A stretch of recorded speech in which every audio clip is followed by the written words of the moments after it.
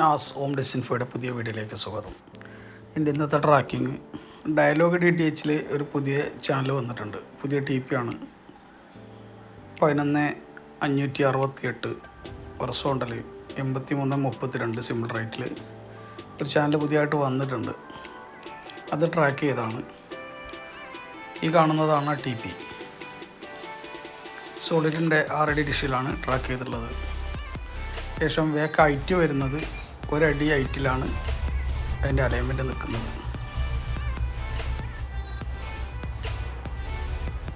മൊത്തത്തിൽ ഡയലോഗിൽ എല്ലാ ചാനലുകളും കിട്ടുന്നുണ്ട്.